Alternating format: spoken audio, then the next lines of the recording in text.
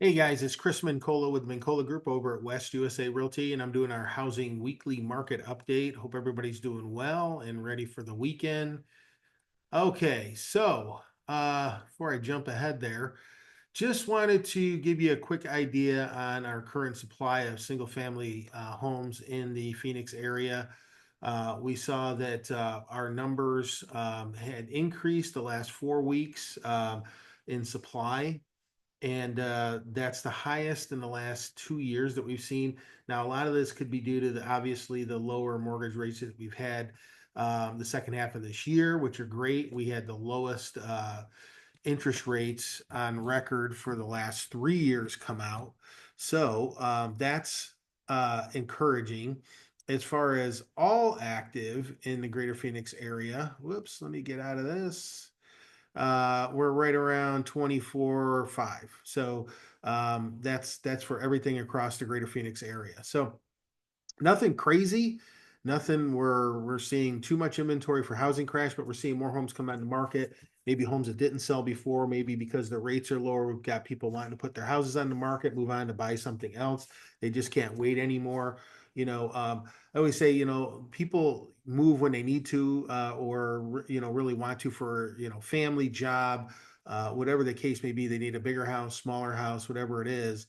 I don't think people are necessarily just sitting there waiting for rates and waiting for people to time it and all that. It's always a big thing. Realtor.com came up with a big stat. I should have pulled it up here for you, but they're saying the second week in October is going to be the biggest week for home buyers. So just keep that in mind. But there's a lot to talk about here, so I'm just going to kind of move on from this, but nothing crazy there. A little higher than normal as far as the inventory. There's a lot of pent up demand of people who want to get their homes sold, and stuff's just been sitting longer, or people were waiting after the summer vacations are done. People, kids are back in school now. So if they're not going to wait till next spring, obviously they're going to do it now. So usually we get a little bit of rush at the end of the year, but this is higher than the last 2 years. Number of Canadians searching for U.S. homes is down 20% from last year. Just thought that was something to point out to you. So we've got a little less of our Canadian friends coming down. And then this is the big news of the week, right? We had the Fed meeting, and I'll show you here in a second. But Powell spoke, gave a speech, and everything, and they did a 25 basis point cut, which is not a one for one as far as mortgage rates are concerned, but 65 to 75% of what Fed policy is, the direction that they're in. Are they dovish or bullish? Are they forecasting that they'll probably be cutting rates or not? All that sort of thing. The direction they're heading in does affect the bond market, but the bond market will always be ahead of it. But it's 65 to 75% of that is going to run off Fed policy, their messaging, what they're saying, and all that.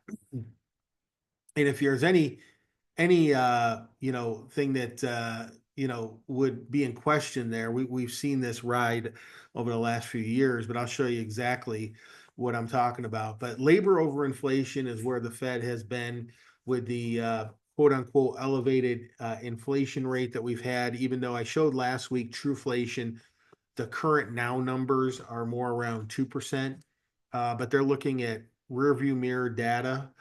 This is the big complaint with the Fed. They're looking, using antiquated models, old data. 36% of what makes up that CPI data is shelter costs, PCE. It comes out to be about 18%. And a lot of that shelter cost data is just done by surveys. How much do you think your home will rent for? Is basically what it comes down to. They're asking people in these surveys. A lot of people wouldn't even know how to answer that a lot of times, but that data can be 12 to 18 months old that they're looking at, and shelter costs have been coming down. So a lot of people feel like they're just way behind, including the bond market. That's why the bond market's been reacting with the labor over inflation data, um, because that's what Powell had basically come up with back at the end of 2022 after they raised rates to begin with. So we've gone over this before. So they did this, and the bond market had already priced it in. So the bond market's just doing what the bond market does. We got to the lowest level in the last 3 years of interest rates. Now, there was a little bit of volatility in the 10-year treasury, which tracks with the 30-year average mortgage rate across the country. Usually they're about 2 point difference, 175 or 1.75 to 2 point difference. So in other words, today we're at 4.13. We should be 2 points higher than that on a 30-year mortgage. We'll look at that in just a second. But if we look at the week, the last 5 days, you know, we had a huge dip when Powell was talking about the 25 basis point cut. But the longer he talked, as usual, it made people nervous in the bond market because he said, we're not really sure about the outward looking data. And of course, he doesn't, he doesn't like the whole tariff thing. And that's when the market went back up. Nothing, insane, but it was all the way down here at this, 3.9 level on the 10-year treasury, and then it shot back up. So uh par for the course with Powell. He can't help himself. He lowered rates last year when we had higher inflation, and we had a better, according to that data at the time. We know now it wasn't good data because it's been revised almost by 2 million total from last year, and the previous months before that. Almost, there were two huge revisions, record revisions in the labor numbers, and there were jobs that just didn't even exist, almost 2 million of them. But anyway, so a lot of people say he's political, and it certainly kind of looks that way. Otherwise, it just doesn't make any sense. But and a lot of people argue too, if there was anything that was going to happen with tariffs, it'd be a one-time price adjustment. That's not necessarily what inflation actually is. Inflation is too many dollars chasing too few goods. We talk about all this because this 10-year treasury tracks all that. The bond market tracks all that, and it tracks with the 30-year average mortgage rate, which is what you hear flying around there when they say the average mortgage rate across country. Today it ended at 6.35 because the bond market ended at 4.129. So that's where we are. The spreads have gotten better over the last year to 18 months or so, between the 10-year and the mortgage rates. Otherwise, our mortgage rates would be much higher than they are right now. We are almost at that 2 point difference. So that's good news. That's very good news. But that's kind of the long and short of it. I'll maybe do a separate video and kind of go through the whole thing. One of the other things is we had, pretty much most of the people on here, except for, there was Liz Hammock, who didn't think we should have any rate cuts for the year. We had Stephen Miran, who is a new Fed chairman, who's on there, appointed by President Trump, and he wanted 50 basis point cut because he feels like, I've been saying, Logan Monashami, Barry Habib, that we should be more at a neutral policy right now. Even if you're scared of the tariffs, which I'll get into here in a second, and what Stephen Miran said, but he, you would be in a neutral policy to kind of wait and see what's going to happen, but we're not, especially with the jobs market weakening more and more. Let me see here. I think I had it pulled up. Let me see if I can pull it up for you here. A couple of these, and our moving average on residential construction has been down the last 4 to 5 months.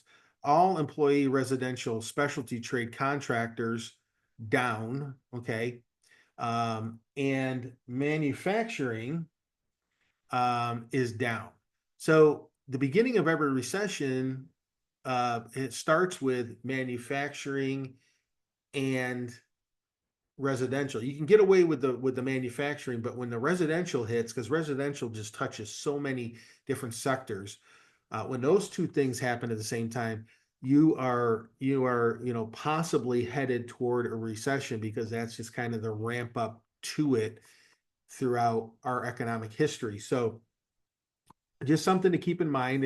The labor market hasn't broken yet, but we know again those 2 million, almost 2 million revisions. They are forecasting 4.5% inflation by the end of the year. That was one thing Powell talked about. Now we get the 4.5 or 323,000. That's when you could see a much more dovish stance, but they're kind of still modestly restrictive, even though they're a little bit more on the dovish side now because this is the first rate cut by the Fed. So again, it's what the messaging is more than the rate cuts. So that's why we had the little bounce. Nothing. We saw this last year too. So it makes sense if you kind of dig into it and know the history of it. So anyway, this is the biggest jump in mortgage applications since 2021. Of course, 2021, our rates were much lower, right? So that's to be expected with, we're also seeing a refi boom starting now, where a lot of people who bought over the last couple of years are looking at refinances. So that's definitely a big thing. So we have to, kind of look at this as a whole. One other thing we always like to look at moving forward in that purchase application data, Logan Monashami just put this out. Purchase application data update is +3 week to week, +20 year over year. Okay, so these are people who are getting pre-approved for a home loan. Some of them are sellers, some of them are just buyers. A lot of them are probably sellers. But here's the weekly data for 2025 so far: 18 positive readings, 12 negative readings, 6 flat prints, 33 straight weeks of positive year over year data, 20 consecutive weeks of double digit growth year over year. So with our mortgage rate where it is now, what we need is to be, where we are right now for a sustained period of time, because we've had these, points where we've dipped below that 6.4 mark that everybody talks about. We've mentioned it before. I'd like, if you go to a mortgage broker today, you're probably going to be closer to the fives. We could certainly show you that. We've even got, I got a thing today. We got a builder who's offering 2% interest rates. Okay. So they're all offering some sort of incentive. This is a big thing for the builders. They want to see lower rates, not only for the upfront cost of them buying land in order to get started, and the capital that takes, the debt that especially a lot of the smaller builders have to go into in order to make these things happen, but all the concessions that they're giving up, right? That costs them money too. And again, cry for me, Argentina, they're still making a profit, but there's a cost to all that they're doing for the home buyers in order to keep their lights on and keep supply moving. So the new home market is definitely different than the resale market, though. It's just kind of a different kind of market. It's not emotional, and they're able to offer all of these incentives. So good news here, though, because this tells us moving forward, again, still 30 to 90 days out, things are looking good. Okay. Things are still moving in the right direction. And obviously, lower rates are going to push that. They're going to push sellers out there, push buyers out there. A lot of sellers are buyers. So there's a quick point on that. So moving forward here with the Cromford Market Index, Cromford report tells us where we are in the market. They're the local gurus here in the greater Phoenix area. And if it gives us a reading below 90, it's a buyer's market. Anything over 110 is a seller's market. 100 being completely balanced if supply and demand are the same number. But that balance range between 90 to 110. And then, so right now we are at 81.7. Supply went up about 0.5% just this week. And this number keeps changing back towards a balanced market. This was in the 70s just recently. And then the supply also went up a little bit. Our supply went up a little bit. So, Stephen Miran, basically, one other thing before I move on from here, Stephen Miran, I forgot to mention earlier, he was asked about on CNBC about tariffs, and he said the import in the exact wording he used was import intensive core good inflation is at the same, basically the same rate than the overall goods. So in other words, what's being imported has the same inflation rate according to what he's looking at, than the overall core goods here domestically. So he's going to give a whole report on this Monday. I'll go through it in depth. I'll also do another separate video with Powell and his kind of that 10-year Treasury dip and everything. But he would like to see 5 cuts this year. And he also said if the president wanted them to stay past January, since he's already part of the Trump administration already, he would stay longer. So we'll see how that all shakes out. Also, Lisa Cook had petitioned the Supreme Court about her firing, so we'll see where that goes. But anyway, just a little. That was just a little tidbit on what he talked about, and he'll be given more information later on Monday. So right now we're in a buyer's market overall, but we're moving towards balance. Right now the areas of note would be Paradise Valley. They're at 167. Now that was in the 190s just a couple weeks ago. The overall index, a couple weeks back was plus 9 points or 9%.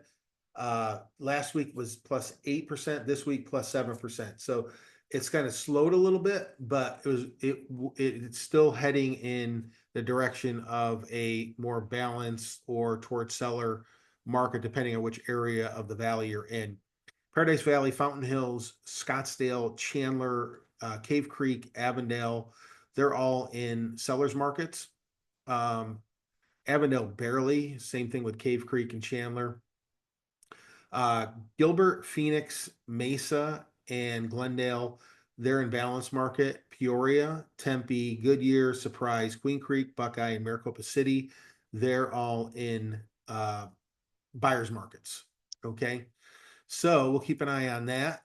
This is the contract ratio. This kind of tells us more of the now.